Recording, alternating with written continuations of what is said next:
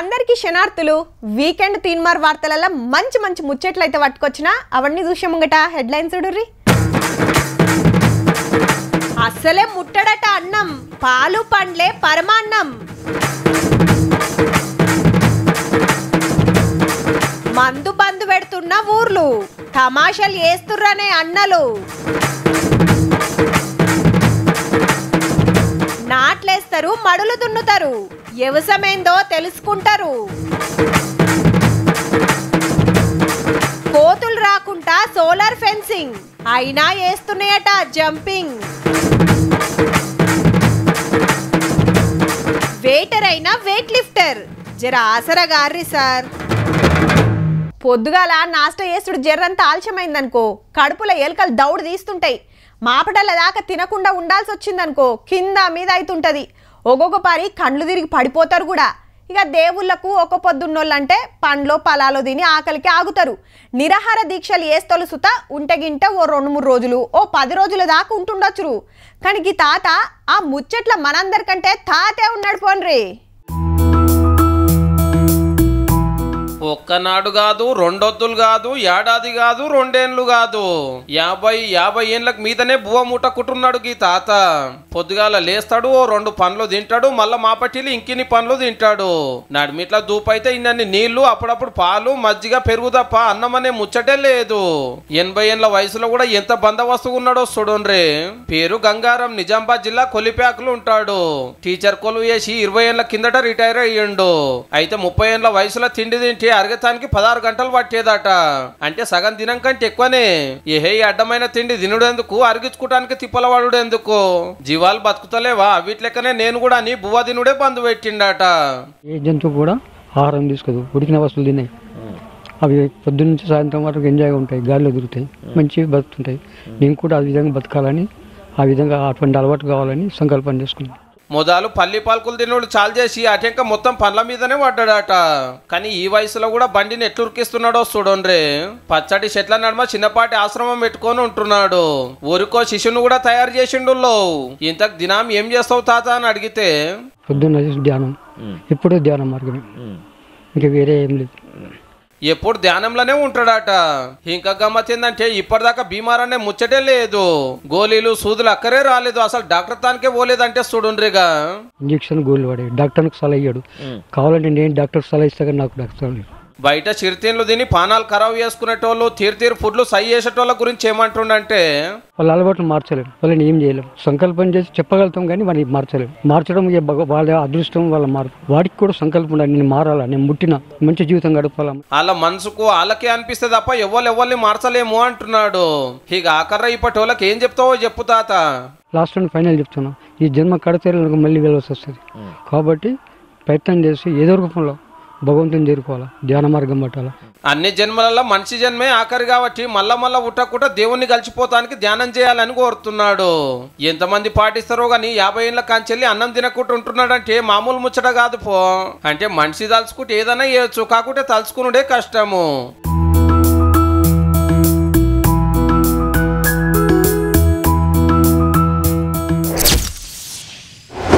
తెలంగాణ పల్లెలల్లా నీళ్లు దొరుకుతాయో లేవో కానీ ఊరూరుకు వాడవాడకు మంద అయితే పొట్టు దొరుకుతుంది. ఏ ఊర్లకు పోయినా పలానా సరుకు ఏడ దొరుకుతుందంటే తీసుకుపోయి మరీ చూపిస్తారు. గల్లీకి బెల్ట్ షాపులేనాయే. పైసలు లేకుంటే ఉద్దర సుత ఇస్తుండే వరకు ఇరాం లేకుండా తాగుడు. ఇక చుట్టాలు వచ్చినా, ఫంక్షన్ ఉన్నా, అది సావైనా పెండ్లైనా, పండుగలు వచ్చినా, పబ్బం వచ్చినా పొట్టు పోసుడే పోస్తుంటారు. ఏ ఊరికి పోయినా ఇట్లనే ఉంటుంది కదా. కానీ ఈ ఊళ్ళల్లా అట్లా లేదు. భూతద్దం పెట్టేనుకులాడినా బరండి సుక్కగాన రాదు, ఎంత మురికి చూసినా మంద ఆసనే రాదు. అవు మంద అమ్ముడు కొనుడు 2 బందే మెదక్ జిల్లా కాయిదంపల్లిలా. నిన్నయాల్టి సంది కాదుల్లో ఏం తక్కువ 15 ఏళ్ళ కాంచెల్లి ఇదే కథ. గత 15 సంవత్సరాల నుండి ఊర్లో ప్రశాంతంగా విలేజ్ కొనసాగుతుంది. ఎలాంటి గొడవలు కానీ అల్లర్లు కానీ ఏం లేవు. ఇప్పుడు దాదాపు ఏం లేదంటే 13 ఏళ్ళ సంవత్సరాలు దాటి ఇప్పటిదాకా మాత్రం మాట్లాడే నిర్ణయం లేదు. ఏ రాజకీయ పార్టీ వచ్చినా ఏది వచ్చినా అందరూ ఐకమత్యంతో నుండి ఆ మందు నిషేధంలో మాత్రం. అంతకు మునుపు అన్ని ఊర్ల లెక్కనే గల్లీకి మందేనట. మరి గంత కొట్టు నిర్ణయం ఎందుకు చేసిర్రంటే, తల్లిదండ్రులతో గొడవ పడడము, భార్యను కొట్టడము, రాత్రి బజార్లా బొలడము అవన్నీ ఊరందరూ గమనించి ఇటువంటి పరిస్థితి పద్ధతి మంచి లేదని చెప్పి ఊరందరూ కలిసి ఈ తాగుడేంది లొల్లులేంది కొట్లాటలేందని ఊరోళ్ళంతా కూకొని ఇట్లా తీర్మానం చేసిర్రట. ఇప్పటి వరకు మాత్రం మందు అమ్మడం లేదు. ఎవరైనా ఇష్టం వాళ్ళు ఎక్కడనో పోయి తాగుతారేమో కానీ మా ఊర్లో మాత్రం ఇప్పటి వరకు మందు లేదు. హ్యాపీగా ఉన్నాము. ఇప్పటి వరకు అమ్మిన వాళ్ళకు 25,000 జుల్మానా, కొన్న వారికి 25,000 జుల్మానా, తాగుతోండు అని చెప్పిన వారికి 5,000 బహుమతి ఇస్తామని కూడా. ఆ కాంచెలు ఇప్పటిదాకా ఊర్లో మందు ఆసనన్నదే లేదట. అంతగానం తాగాలనిపిస్తే పక్కూరికి పోయినప్పుడు తాగితే తాగుతుండొచ్చు అంటున్నారు. ఈ ఊర్లో అయితే మందులు లేవు, తేకొచ్చారు. ఓ మస్తు వద్దులే. మా ఊర్లో అయితే బంద్ అయినాయి. ఇప్పుడు 20 ఏళ్ళు అవుతున్నది. అటు కామారెడ్డి జిల్లా బొమ్మనదేవపల్లి, దేశాయిపేట, సూరాయిపేటలో సుధా సుక్క మందు దొరకది. పెళ్లిళ్ళు వచ్చినా లేదా దైవ కార్యాలు ఏదన్నా వినాయక చవితి లాంటి పండుగలు వచ్చినా ఇష్టం వచ్చినట్టుగా విపరీతంగా తాగి తందానాలు ఆడుతూ గొడవలు జరిగేటటువంటి పరిస్థితుల్ని మేమే చూసినాం. అటువంటి పరిస్థితులు ఇప్పుడు లేకుండా మందు బంద్ పెట్టిన కాంచే లేలోలి లేదు, కొట్లాటలు లేవు, ఆల్మొగల పంచాయతీలు సుధలేవట. నిషేధం పెట్టిన తర్వాత భార్య భర్తల గొడవలు కానీ ఎలాంటి అవాంఛనీయ సంఘటనలు కానీ జరగడం లేదు. కొడుకు ఊకే పోత మీదనే ఉండేది, ఇప్పుడు మంచిగా ఉంటుండని చెప్పుకుంటే చిన్న మురిపం కాదు ఈ కాకది. కొడుకు మందు బంద్ చేసిండు. ఇప్పటి మందు లేక ఆగ్రహం మంచిగా ఉండాలి, అందరికీ సంతోషం ఉండాలి. అటు నాగర్ కర్నూలు జిల్లా సింగోటంలో అక్కలంతా కలిసి మందు బంద్ పెట్టించి 10 ఏళ్ళు శనారానికి. 10 ఏళ్ళ నుండి మాకు మంచిగా మనశ్శాంతిగా ఉంది.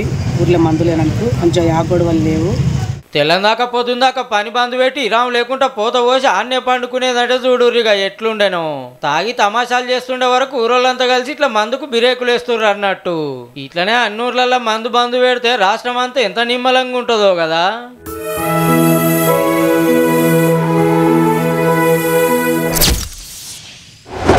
ఇంటికి ఎవరన్నా బిచ్చం అడుక్కుంటానికి వస్తే ఒక రోజు పెడతారు, రెండో రోజు వస్తే ఇంకా తయారుగాలే అట్లా మీదికి పోయిరాపో బిడ్డ అంటారు. మూడో నడుసుతో వచ్చిండ్రనుకో దినా మీదే పనా అని కసరించుకుంటారు. చాలా మంది, కొద్ది మందే ఉంటే పెడతారు. 3 పూటలు తిండి లేక ఉపాసం ఉండేటోళ్ళు బొచ్చడు మంది ఉంటారు. ఇక దినా మూలలకెళ్ళి పట్నము టౌన్లకు బొచ్చడు మంది పోతుంటారు పనుల మీద. వాళ్ళంతా హోటళ్ళల్లో తినాల్సిందే.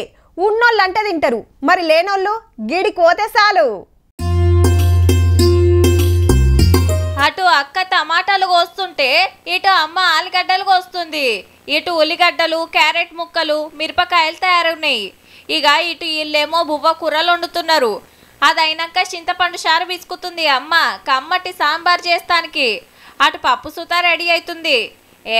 ఇంట్లో ఏదో ఫంక్షన్ ఉన్నట్టున్నది, అందుకే వంటలు గట్టిగా చేస్తున్నారు అనుకునేరు. చూడుండ్రి మీకే ఎరకైతుంది.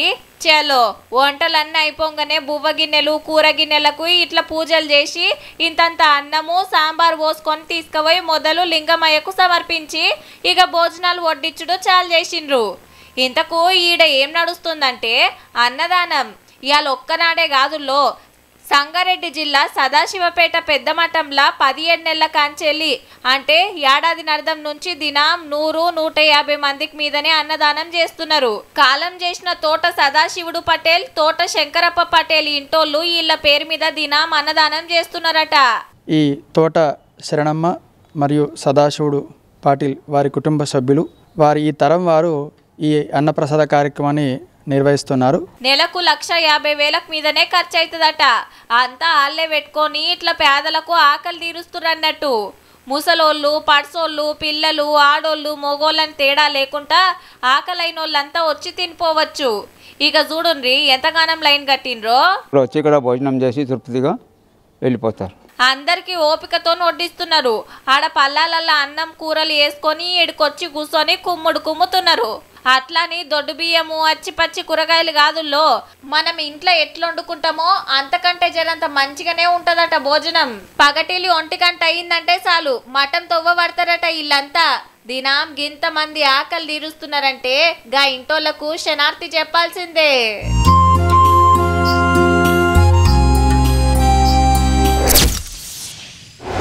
మొన్నటి ఒలింపిక్స్లా మన దేశానికి ఎన్ని బిల్లలు వచ్చినాయో చూసినాం కదా.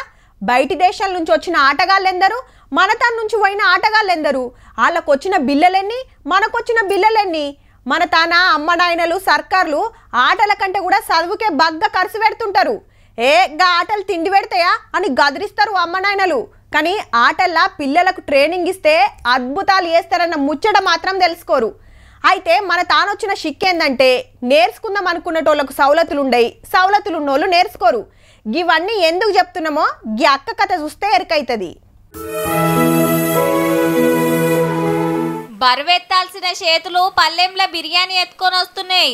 ఎక్సర్సైజులు చేయాల్సిన అక్క ఉల్లిగడ్డలు కోస్తుంది. ఆవ్ భద్రాద్రి జిల్లా ఇల్లందులుండే అక్క వెయిట్ లిఫ్టింగ్ ల ఛాంపియన్. పేరు కుమారి. అక్క పోటీలకు పోయిందంటే అయితే ఫస్ట్ లేదంటే సెకండ్, ఏదో బిల్ల పట్టుకొని వచ్చేది. రాష్ట్ర స్థాయి పోటీలలో 20 బంగారు బిల్లలు, జిల్లాల 10 బంగారు బిల్లలు, నేషనల్ సుత బంగారు ఎండి బిల్లలు పట్టుకొచ్చిందంటే చూడుండ్రిగా. మరి గీడ హోటల్ల సర్వర్ గా పనిచేస్తుందేంది అంటనేమో.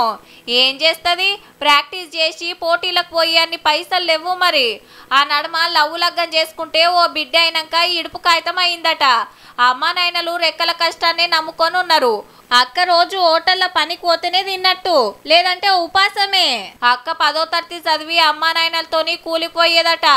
ఆడ బగ్గ బరువులు ఎత్తేదట. ఓ నాడు ఇంటికి వస్తుంటే జిమ్ కానొచ్చే వరకు నేను సుత ఎక్సర్సైజ్ చేస్తా అని పోతే బరువులు ఎత్తే విద్య నేర్పిండట గీసారు. ఇక ఆ కాంచెల్లి పోటీలకు పోవుడు, బిల్లలు తెచ్చుడు. అందరు మాకు సెకండ్ ఇస్తాండ్రు, మాకు నమస్తే పెడతాండ్రు, మీ తల్లిదండ్రులు గొప్పోళ్ళు అన్నారు. అసలు ఏందో నాకు అర్థం కాలే. మున్పు పేదోళ్ళని ఇళ్లతోని మాటే మాట్లాడకపోయేదట ఎవ్వలు. ఈడికి మంచిగానే ఉన్నది కానీ జిల్లా రాష్ట్ర స్థాయి నేషనల్ సుత బిల్లలు కొట్టుకొచ్చిన అక్కకు ఇంటర్నేషనల్ పోటీలకు పోతానికి పైసలు లేక ఆగింది. ఇప్పుడు ఇల్లు గడుస్తానికి సుత తిప్పలైతుండే వరకు ఇట్లా మళ్ళా రెస్టారెంట్ల పనికి పోతుంది. నేషనల్ ఆడాను, స్టేట్ మీట్ ఆడాను. స్పాన్సర్ లేక ఇంటర్నేషనల్ వెళ్ళలేదు. ఇంటర్నేషనల్ సెలెక్షన్ కూడా వచ్చింది. ఆర్థిక సాయం కావాలి, గవర్నమెంట్ నుంచి ఒక చిన్న జాబ్ కావాలి. బతుకుతానికి నాకు తొవ్వ చూపెట్టురని కోరుతుంది. రాష్ట్రానికి ఇన్ని బిల్లలు తెచ్చింది, జర చూడుండ్రి సార్లు.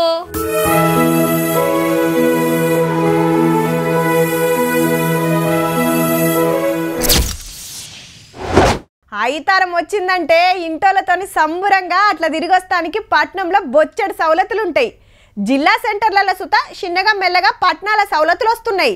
కానీ చిన్న చిన్న టౌన్లు ఊళ్ళల్లో ఉండేటోళ్లకు ఏమున్నా వాళ్ళ ఊర్ల చెరువు ఉంటే ప్రాజెక్టు చూసి మురవాల్సిందే. అయితే చాలా మందికి అడవికి పోవాలి, జీవరాశులను చూడాలని మస్తు కాయిష్ ఉంటుంది. కానీ కుదరది. ఒకవేళ తీర్వాటం చేసుకొని పోదామనుకున్నా దగ్గర పట్లుండయి. కానీ ఓ తాన పబ్లిక్ గా భాగ్యం దక్కబోతుంది. అట్రోకు ఇట్రోకు పచ్చని చెట్లు, నడిమిట్ల రోడ్డు. అడవిలా ప్రయాణం చేస్తుంటే ఏమన్నుంటదా? ఇంకా జరంత ముంగటికి పోతే ఎత్తైన కొండలు, మూలమలుపులు. అడవి అందాలు చూస్తానికి ఆడాడ మంచెలు. ఇవి జీవాలు దాగుతానికి గట్టిన నీటి కుంటలు. మంచిర్యాల జిల్లా గద్పూర్ అడవిలా షికారి చేస్తానికి సౌలతులు చేస్తున్నారు ఆఫీసర్లు. హౌ ఏసీసీ క్వారీ నుంచి గాంధారి కిల్ల దాకా 20 కిలోమీటర్లు ఇట్లా ఫారెస్ట్ జీప్లా జంగల్ సఫారీ చేస్తానికి ఇట్లా ట్రాకు మంచెలు కడుతున్నారు. మునుపు గాంధారి కిల్లకు అమ్మవారిని మొక్కేతానికి జాతరప్పుడే వస్తుండరు ఈ పబ్లిక్. అడవి జీవాలను చూడాలంటే ఏరే జిల్లాల జూలకో అడవులకో పోతుండే. మనతాన ఇంత చక్కటి అడవి ఇన్ని జీవాలు పెట్టుకొని మనమెందుకు చేయొద్దని గీ ఉపాయం చేసిరట.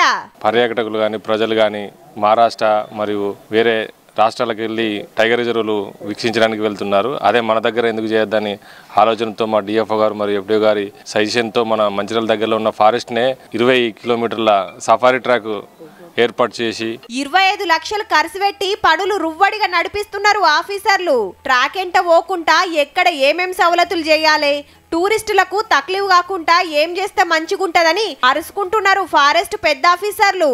ఎన్నో రోజులు లేదుల్లో ఈ 6 దినాల జంగిల్ సఫారీ చేయొచ్చునట. ఇటు ఏసీసీ క్వారీ నుంచి గాంధారి కిలా వరకు ట్రెక్కింగ్ మరియు సైక్లింగ్ అలాగే సఫారీ ట్రాక్ కూడా 20 కిలోమీటర్ ఏర్పాటు చేయడం జరిగింది. ఒక్క ట్రిప్కు 2000 దాకా వసూలు చేసే కోపున్నదట. ఫైనల్ గా ఎంత డిసైడ్ చేస్తారో గాని పనులన్నీ అయిపోయానా అంటే టూరిస్టులు బగ్గ లైన్ కడుతుండొచ్చురు. ఇటు అడవి అందాలు, అటు జీవాలు, ఇంకో దిక్కు గాంధారి కిల్లా అందాలు చూడొచ్చు. ఇక తయారుండుర్రి మరి.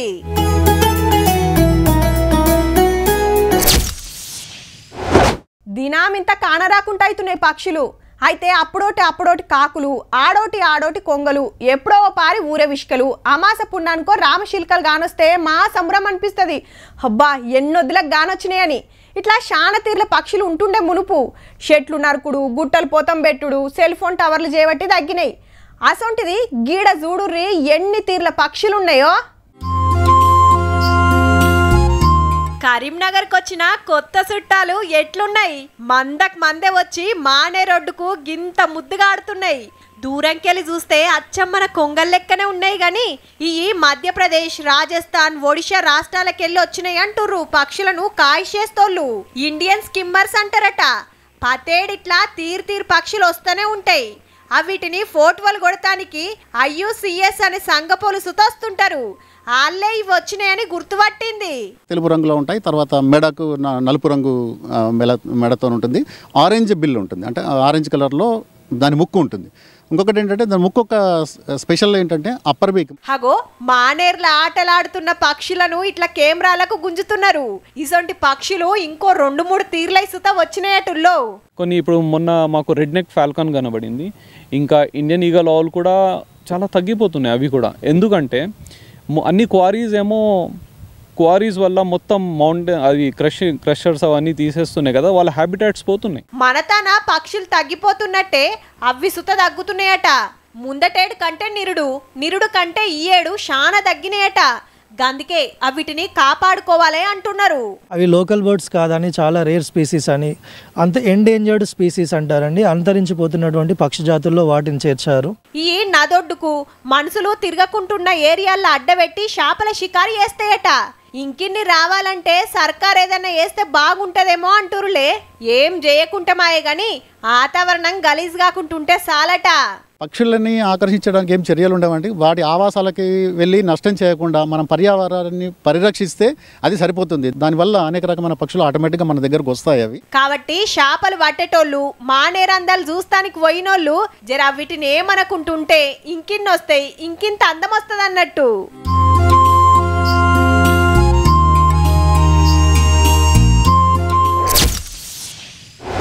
టెక్నాలజీలా రువ్వడి చూపించే ఇప్పటి పోరలను వ్యవసాయం గురించి ఏదన్నా అడిగితే చిత్రంగా చూస్తుంటారు. ఇంకా కొందరు వరిని చూసి ఇదేంది ఇట్లున్నది అంటుంటారు సుత. ఇక రైతుల గురించి పుస్తకాల్లో చదువుకుంటారు కాబట్టి రాయమంటే పేజీలకు పేజీలు రాస్తుండొచ్చురు. ఇక ఐతారం వచ్చిందంటే పోరలను పార్కుల పొంట తిప్పుతుంటారు. ఆడ పొద్దున్న దాకా ఎగురుతారు. అట్లా ఉత్తుత్తి పార్కులకు తిప్పే కంటే గీడికి తీసుకుపోతే చాలా ముచ్చట్లు తెలుస్తాయి పక్కా. పొలంలో నాగళ్ళు పట్టుకొని దున్నుడు. ఇటు ఇల్లు నాట్లేస్తున్నారు. ఏ సెలవు కాబట్టి ఇట్లా పొలంలోకి పోయిండ్రు అనుకునేరు. పార్కులున్నారు. ఆవు వన్ డే కిసాన్ పార్క్ ఇది. ఇప్పటి పొరలకు వ్యవసాయం గురించి ఎరక చెప్తానికి గీసారే భువనగిరి కాడ ఇట్లా థీమ్ పార్క్ ఆలోచన చేసిండు. రైతులు ఎట్లా దున్నుతారు, నాట్లు ఎట్లా వేస్తారు, షేదబాయ్ అంటే ఏంది, మోటబాయ్ అంటే ఏంది, బోరింగు కాడ నీళ్ళు ఎట్లా కొడతారు, గడ్డివామ ఎట్లుంటుంది, పసులకు దానా ఎట్లా పెడతారు, వడ్లు పండించినాక బియ్యం ఎట్లొస్తాయి, ఇట్లా ప్రతి ఒక్కటి ఎరకయ్యేటట్టు తీరు సవలతులు చేసిండ్రు.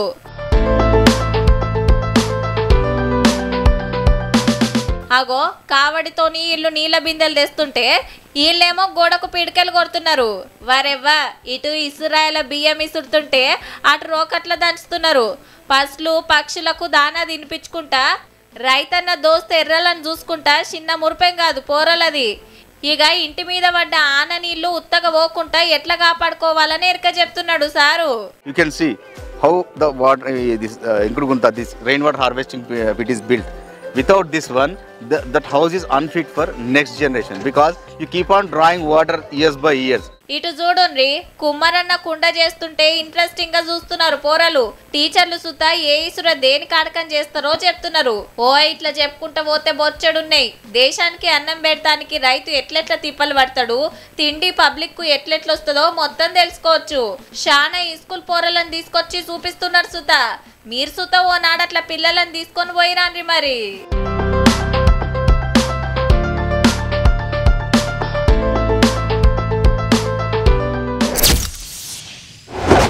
ఊర్ల పొంట ఇప్పుడు బుగులు పట్టిస్తున్నాయి. రెండుల్లా ఓటి కుక్కల గుంపు, ఇంకోటి వానర దండు. కుక్కల గురించి అటెనక చెప్పుకుందాం కానీ ఎంత ఎల్లగొట్టినా ఇండ్ల మీదకి వచ్చి కూకుంటాయి కోతులు. తొవ్వెంట పోతుంటే చేతులు ఏదైనా కవర్ కానొచ్చిందనుకో అంతే. ఇక బడికి పోయే పోరలను, పనులకు పోయే అమ్మలక్కలను గెదుముతుంటాయి. ఆడబట్టి అడవులకు తోల్తానికి తండ్లాడుతురు కానీ మళ్ళా వచ్చి పాడైతున్నాయి. ఇక ముచ్చటైందంటే ఈ ఇంటి చుట్టూ ఆ ఇంటి చుట్టూ ఇంకో ఇంటి చుట్టూ చాలా ఇండ్లు ఇట్లా సోలార్ కరెంట్ తీగలు చుట్టుకొని ఉన్నాయి. దొంగన్నలు దొరబడకుండా కావచ్చు అనుకునేరు, అంజన్నలు ఆగం చేయకుండా. అవు మరి కరీంనగర్ లో సీతం మోపైనాయి కోతులు. ఈ సోలార్ తీగలకు బుగులు పడి రావని మనోళ్ళ ఆపొచ్చన. అగో కట్టెబట్టి కొడుతున్నా, గుల్లేరు సూటి పెడుతున్నా, రాళ్ళు ఇసురుతున్నా, బాంబులు కాలుస్తున్నా, గింత సుత బుగులు పడతలేవు. మీదికెళ్ళి ఎగబడినంత పని చేస్తున్నాయి. అగో గోడలు ఇండ్ల మీద కూకొని ఎంత ముద్దుగా తింటున్నాయో. కవర్లే ఎత్తుకచ్చుడు, చెట్ల మీదికి చేరి పోతాం పెట్టుడు. పుసుక్కున తలుపు తీసి ఉన్నదంటే అంతే. ఇక తొవ్వెంట పోతోళ్ళు కోతులను చూసి ఎక్కడోళ్ళు అక్కడనే ఆగిపోతున్నారు. ఏదన్నా పనుండి బయటికి పోతే చాలు మళ్ళీ ఇంట్లోకి పోవాలంటే సుక్కలే. షాపింగ్ పోయి వచ్చి ఇంట్లోకి పోయే పరిస్థితి బయటనే చాలాసేపు వెయిట్ చేయాల్సి వస్తుంది. మళ్ళీ ఇంకోటి ఏంటంటే అవి కోతులు వచ్చేసి అవిటి మనం ఏం చేయలేము, అవి వచ్చి మీద పడుతున్నాయి. ఈ తిప్పలన్నీ తప్పించుకోవడానికి వేలకు వేలు ఖర్చు పెట్టి ఇట్లా సోలార్ ఫెన్సింగ్ చేపించుకుంటారు ఇండ్ల చుట్టూ. ఒక 50,000 నుంచి 80,000 లోపు అవుతుందండి. పూర్తి స్థాయిలో 80,000 వరకు అయితే వాళ్ళకి పూర్తి స్థాయిలో ఉపయోగపడుతుంది. మరి ఫెన్సింగ్ వేసినాక అసలే వస్తలేవా అంటే మునుపటి కంటే జరంత తగ్గినాయట కానీ అవేనా ఊకుండేది. సోలార్ ఫెన్సింగ్ వేస్తే ఆ ఫెన్సింగ్ భయం వల్ల చాలా కోతులు తగ్గిపోయినాయి. కానీ పక్క ఇంటి నుంచి చెట్టు నుంచి రావడం జరిగింది. 20 సంవత్సరాల క్రితం కోతి అంటే ఇట్లా అంటే భయపడిపోయేది. ఇప్పటి కోతులు అట్లా పోతలేదు. అప్పుడు అవి కూడా అప్డేట్ అయిపోయినాయి, మనల్ని భయపడిస్తా ఉన్నాయి. తలుపు ఇట్లా తీసి చూస్తుంది బెడ వేసిందా లేదా అని. ఆటి తెలివి చూడు పక్కిండ్ల మీదకెళ్ళి వస్తున్నాయట. ఇక ఇండ్ల మీద మిద్దె తోటలు పెంచేటోళ్ళు అయితే పక్కా ఈ ఫెన్సింగ్ చేపిస్తున్నారు, కూరగాయలు పండ్లు పొతం పెట్టకుండా. 6 నెలల దాకా అవి సోలార్ ఫెన్సింగ్ వాటిని రాకుండా ఆపగలిగింది. వేరే మార్గాలు ఆలోచించినవి, పక్క ఇంట్లలోకి వెళ్ళి వాళ్ళ ఇంటి మీద నుంచి రూఫ్ గార్డెన్ లో జంప్ చేయడము. అగో కోతులకేమన్నా అయితే ఎట్లా అంటారేమో, పానాలకేమో ఆపత్తి రాదట. జరంత షాక్ కొట్టినట్టు అవుతుంది గంతే. సోలార్ ఫెన్సింగ్ పెట్టక ముందు వచ్చినాయంటే 150-100 కోతులు లోపలికి వచ్చుడు, లిఫ్ట్ ఎక్కించేటట్లేదు, పైకి పోయేటట్లేదు. మనుషులు ఒకవేళ మీద ఉన్న డోర్లు వేసుకొని ఉండాలి. డోర్లు తీసినట్టు డైరెక్ట్ ఇంట్లోకి వచ్చి దాడి చేసేందుకు ప్రయత్నించుడు. పబ్లిక్ ఎవలకాలు గీ తీర్ల తిప్పల పడుతున్నారు. జర మున్సిపాలిటీ వాళ్ళతో నజరేస్తే తప్ప వానరాలు వనాల బాట పట్టేటట్లేవు. జర చూడు రిసార్లు.